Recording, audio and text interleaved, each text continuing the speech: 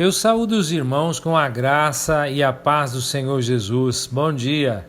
Queridos, hoje entramos no 20º dia de exposição do livro do profeta Isaías. Por aqui, o professor Fábio Machado, e estaria expondo do capítulo 58 até o capítulo 60. No capítulo 58, Deus chama Isaías e cada um de seus servos para falar com ousadia ao seu povo e mostrar-lhe seu verdadeiro estado. Ele mostra porque é incapaz de responder ao seu povo ou aos seus clamores, e isso porque a base de sua abordagem é falsa. Então ele delineia claramente a maneira pela qual eles podem alterar a situação completamente, respondendo a ele e vivendo uma vida de retidão, pureza e bondade diante dele, incluindo o deleite no próprio Senhor. Certamente não se sabe a que período o profeta se refere, seja aos judeus em seu próprio tempo ou aos judeus considerados na Babilônia. Alguns estudiosos supõem que a referência é totalmente aos judeus que sofrem em cativeiro e praticam seus ritos religiosos com o objetivo de obter o favor divino e libertação. Argumentam isso porque não há uma referência a sacrifícios, mas apenas ao jejum e à observância do sábado, deveres que eles poderiam realizar, mesmo quando longe do templo e de sua própria terra. Mas parece mais provável que a referência aqui ao jejum seja concebida como uma instância ou amostra do caráter do povo, e que isso se torne tão proeminente porque eles abundavam nesse tipo de comportamento e eram tão hipócritas em sua observância. É possível que tenha sido composto na época ou perto de alguns jejuns públicos durante o reinado de Manassés. E o fato de que os ritos externos da religião tenham sido observados em meio às abominações desse reinado iníquo tenha despertado a indignação do profeta e levou-o a derramar essa severa reprovação da maneira pela qual eles tentavam se aproximar de Deus. No verso 1, Deus chama Isaías para agir como um pregoeiro, declarando abertamente a seu povo suas transgressões e pecados, sem medo ou favor. Ele deve falar com a voz de uma trombeta e não deve poupar seus ouvintes. A mensagem é muito importante para isso. A expressão "a casa de Jacó" é frequentemente usada quando o lado ruim está sendo revelado. É o nome da pré-transformação e o nome usado porque Isaías abandonou o nome usual de Israel, uma vez que o servo foi estabelecido como Israel. No verso 2, mesmo nessas condições, eles não conseguem entender qual é o problema, pois se viam como se comportando de maneira satisfatória, porque não tinham discernimento. Eles se comportavam como se fosse uma nação verdadeiramente justa, que queria conhecer a vontade de Deus. Mas o tempo todo não era nada além de uma exibição externa. Ninguém poderia criticar sua atenção cuidadosa aos detalhes religiosos. Eles faziam exatamente tudo o que o culto exigia. Tudo isso era verdade. Mas os seus corações estavam longe, distante. Nunca foi uma busca genuína de Yahvé. Nos versos 3 e 4, Deus responde às suas reivindicações. Seu jejum é hipócrita e indiferente, pois enquanto o fazem, se esforçam para encontrar o próprio prazer. Isso sugere que muitas vezes era um jejum formal, sem ser muito observado ou exigente. Além disso, suas alegações de exercer julgamentos justos não eram verdadeiras. Em vez disso, seu comportamento era abominável. Mesmo enquanto externamente jejuavam e pareciam humildes, eles oprimiam seus trabalhadores, se envolviam em contendas e ações judiciais e em todos os aspectos da vida, e se comportavam com violência irracional e inspirada pelo pecado. Eles estavam tão longe quanto possível de serem verdadeiramente justos. No verso 5, Yahvé denuncia o tipo de jejum que eles praticavam. Eles afligiam a si mesmos. Eles curvavam suas cabeças em falsa humildade, como arcos de junco diante do vento. Eles espalhavam sacos e cinzas debaixo deles, para que fossem vistos. Queriam que todos vissem que eles estavam jejuando. Nos versos 6 e 7, este é antes o modo de jejum aprovado por Deus: ajudar os homens a se libertarem de seus pecados, trabalhando pela justiça social, obtendo liberdade para os oprimidos, quebrando todo o jugo que os prende, alimentando os famintos, cuidando dos desabrigados, vestindo os pobres e estando disponível para confortar e socorrer os outros. No verso 8, e se eles fizerem essas coisas, Deus diz que os ouvirá e os responderá, e como resultado, a luz irromperá sobre eles. Eles desfrutarão de pleno bem-estar e serão protegidos na retaguarda pela glória de Deus. Nos versos de 9 a 12, aquele que vive retamente, como vemos nos versos 6 e 7, descobrirá que Yahvé ouvirá sua oração e estará disponível para ele. Deus responderá a cada um de seus clamores. E o mesmo é verdade para a nação: que eles se tornem verdadeiramente justos e seu clamor chegará aos ouvidos de Deus. Mas a partir da parte B do verso 9 até o verso 12, esses versículos se dividem em duas metades: a condição e o resultado. A condição descreve o que Deus requer daqueles que o servem. Eles devem procurar libertar os homens dos fardos. Eles nunca devem apontar o dedo injustamente ou desnecessariamente, ou até mesmo com desprezo. Eles nunca devem distorcer a verdade. Devem ajudar os famintos, confortar os aflitos, atendendo às suas necessidades mais profundas.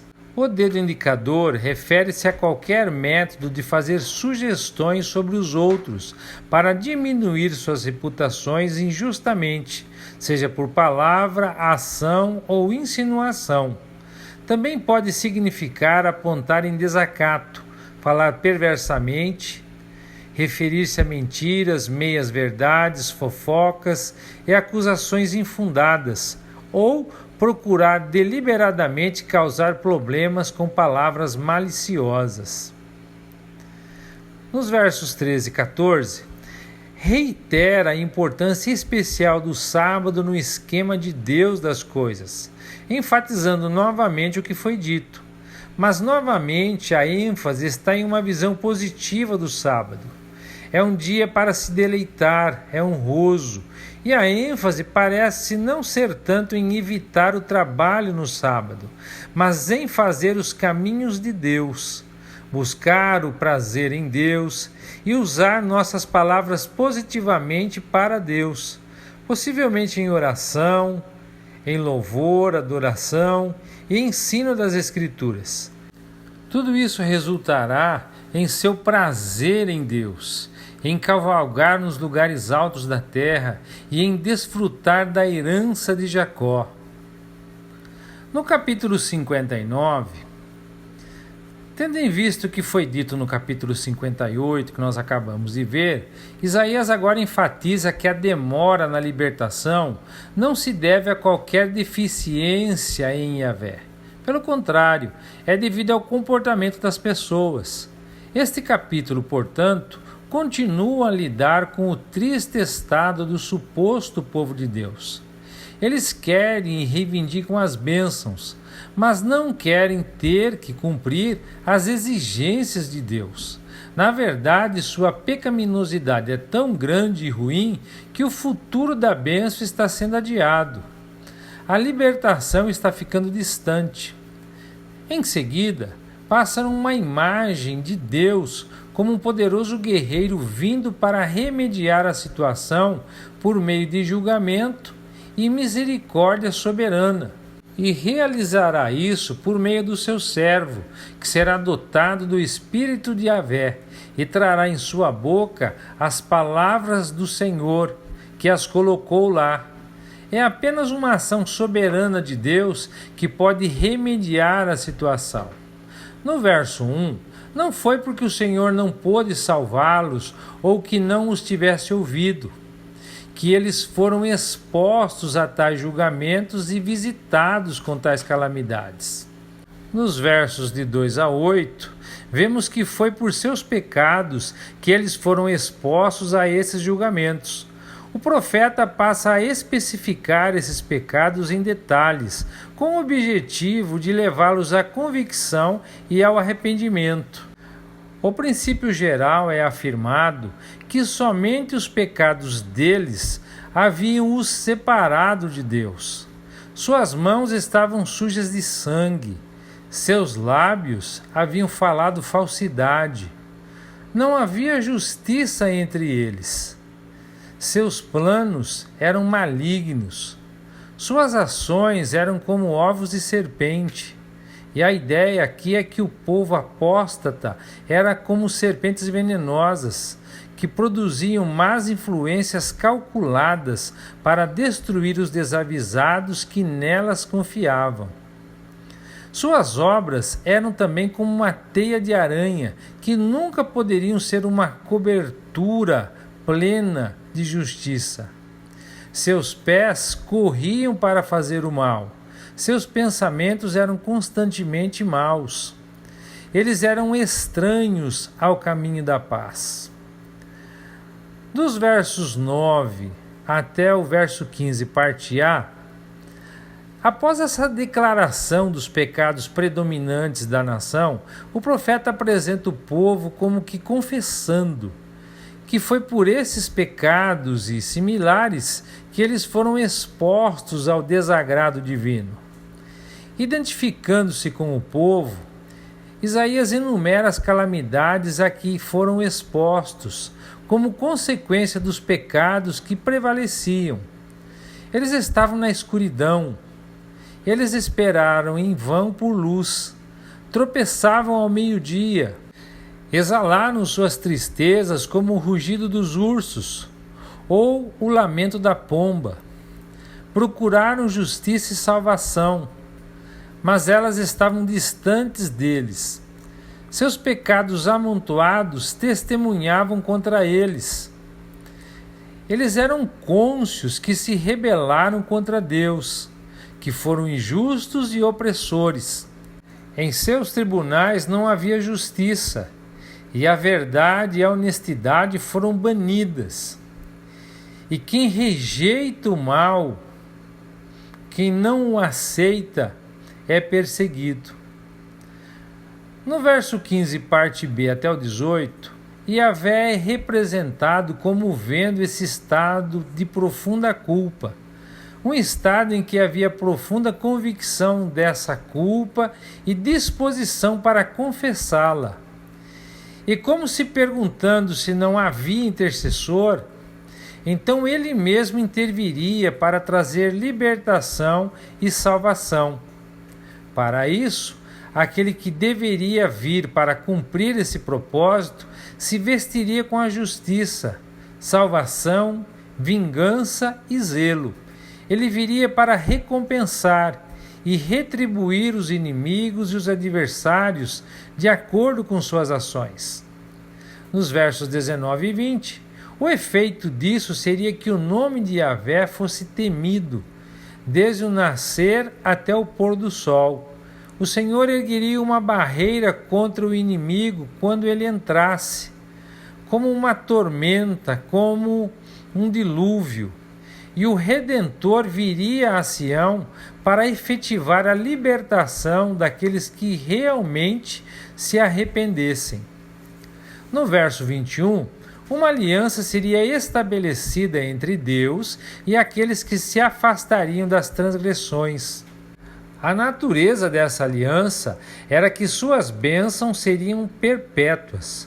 O Espírito que Deus daria e as palavras que ele colocaria em suas bocas permaneceriam para sempre com eles e sua posteridade. No capítulo 60, iniciou-se uma descrição mais brilhante e bonita da era de ouro sob o Messias.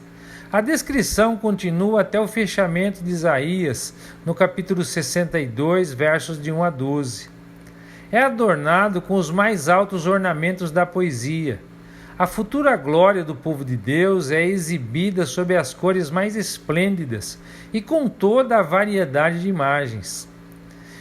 Foi projetada para expor a glória daquele tempo em que os gentios serão reunidos na igreja e quando o mundo inteiro se tornar servo do Messias e ser iluminado com a luz da verdade cristã. O objetivo principal do capítulo é predizer a conversão do mundo pagão e os momentos felizes e pacíficos que existirão quando isso ocorrer. Ao fazer isso, são introduzidas as mais altas belezas das imagens proféticas, e os poderes do profeta inspirado parecem ter contribuído ao máximo para transmitir uma visão justa da glória na cena. Que se refere ao tempo do Messias, isso ninguém pode duvidar. Dos versos 1 a 3, o profeta declara que as trevas do mundo devem ser vencidas com a luz de Israel. Jerusalém é tanto recipiente da luz de Deus quanto seu refletor, isto é, o refletor de sua gloriosa perfeição e amor, e o canal para a sua verdade alcançar uma poderosa atração para os gentios como jamais houve. Nos versos de 4 a 9, aqui os gentios convertidos são descritos como multidões entrando no reino e apresentando todas as suas posses e talentos como ofertas de ação de graças ao Senhor. Talvez esses convertidos devam ser considerados filhos adotivos de Deus, uma vez que são os filhos e as filhas de Israel. Ou talvez sejam judeus dispersos que seriam acompanhados e escoltados pelos cristãos gentios ao entrarem pela fé no reino de Deus. É bastante digno de nota que, em origem, todos esses tesouros oferecidos são preponderantemente árabes. Talvez haja uma sugestão aqui de que o Islã um dia se voltará para a cruz. Todos esses imigrantes na Terra Prometida se assemelham a voos de pombas em sua rapidez, grande ansiedade e grande número. Eles são impelidos por sua esperança ou confiança no Senhor. Uma tradução melhor do que aguardarão, que é inapropriada. O cortejo será encabeçado primeiro pelos navios vindos de muito longe, aqueles de Tarsis, trazendo de volta o povo de Israel que vem de lugares distantes, com sua prata e seu ouro. Nos versos 10 a 14, aqui as Escrituras nos dão um quadro da glória e paz da Sião do milênio, quando os crentes gentios darão as mãos aos crentes judeus para estabelecerem a nova teocracia e sua gloriosa capital, Jerusalém. A aparência terrestre desse cenário impede de atribuí-lo aos céus.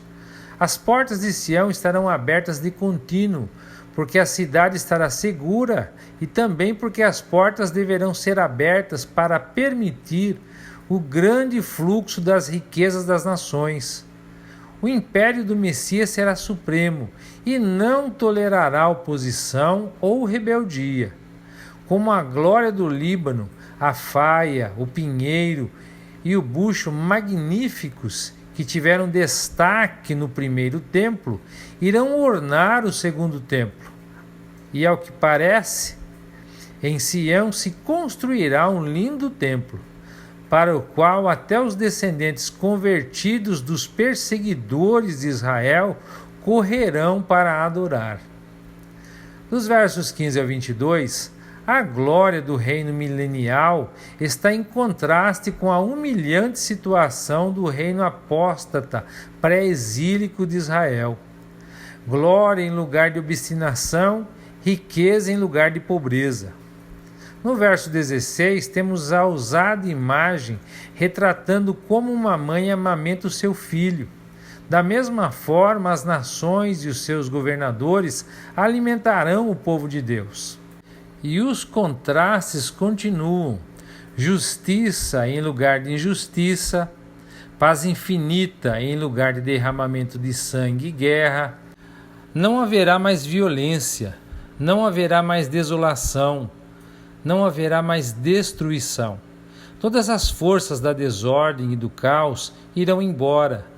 Eles serão guardados pelos muros da salvação e fechados pelos portões do louvor. Paz, justiça, salvação e louvor serão sua herança. Uma cidade maravilhosa de fato é esta. E eles não terão necessidade de sol ou lua, pois Yahvé será sua luz eterna, e seu Deus será a sua glória. Ele será o seu sol e a sua lua. Assim as luzes do sol e da lua não irão mais se pôr ou, de alguma forma, se esconder. Sempre haverá luz, pois o próprio Deus será sua luz eterna, e todos os seus dias de luto terminarão. O plano divino para uma raça humana perfeitamente justa e obediente será então finalmente realizado sobre a terra, quando a minoria dos crentes se expandir em um número grandioso e em uma nação poderosa. E assim nós concluímos a exposição de hoje. E eu gostaria de considerar com os irmãos o verso 21 do capítulo 59, que diz: Quanto a mim, este é o meu pacto com eles, diz o Senhor. O meu espírito que está sobre ti e as minhas palavras que pus na tua boca não se desviarão da tua boca, nem da boca dos teus filhos, nem da boca dos filhos dos teus filhos, diz o Senhor, desde agora e para todos sempre. Amados, todos nós que nos dedicamos em sermos pais piedosos, devemos descansar nessa promessa maravilhosa desse Deus fiel. Podemos e devemos acreditar que é seu soberano desígnio perpetuar a fé nas famílias daqueles que realmente o servem e lhe obedecem. Nós devemos ser fiéis em transmitir a verdade religiosa, a palavra de Deus, na oração, no exemplo, na mansidão, na santidade, na pureza, na benevolência. Nós deveríamos viver assim, para que nossos filhos pudessem seguir nossos passos com segurança.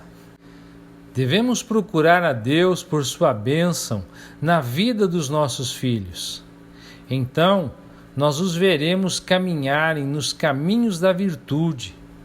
E quando partirmos, podemos deixar esse mundo com uma confiança inabalável de que Deus não permitirá que sua fidelidade falhe, pois Ele não quebrará sua aliança, nem alterará tudo aquilo que saiu dos seus lábios. Que o Eterno os abençoe e até amanhã, se Deus quiser.